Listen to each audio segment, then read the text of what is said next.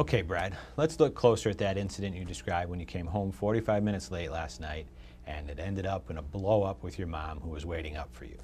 What about it? She acts like she's a cop or something with all her questions. She's always on my case. I was a little late. It's not a big deal. She doesn't have to grill me. It would have been better if it hadn't been such a big conflict. Yeah, it didn't have to be such a big deal. Well, let's look at ways to approach conflicts that might make them less of a big deal in the future. Why don't we try our role-playing routine with this situation? Where have you been, Brad? Why are you so late? You're supposed to be home at 11 o'clock. Can I just have a second to think? Fine. Bill was driving and he doesn't have to be home so early. So when I told him I had to get home by 11, he said I needed to grow up. I didn't want to push it with him and the other guys around. I see. I understand it was hard for you to push it with Bill.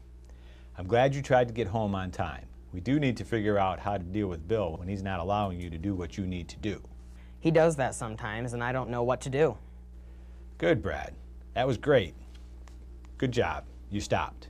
You thought about your options, you chose a good one, and then you acted. That was excellent. And do you see how the outcome was different? Yeah, I'm not sure my mom would always be that understanding though. Like I said, you might be surprised. At the least, it seems worth finding out, doesn't it? Yeah.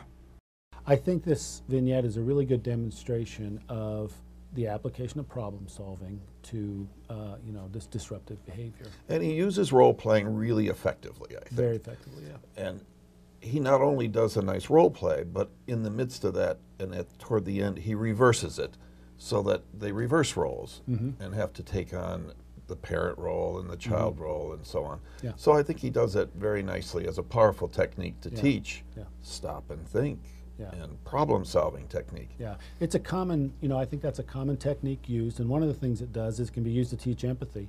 So put the client in mom's place, but it can also be used to help model how the client can go about problem solving. Yeah.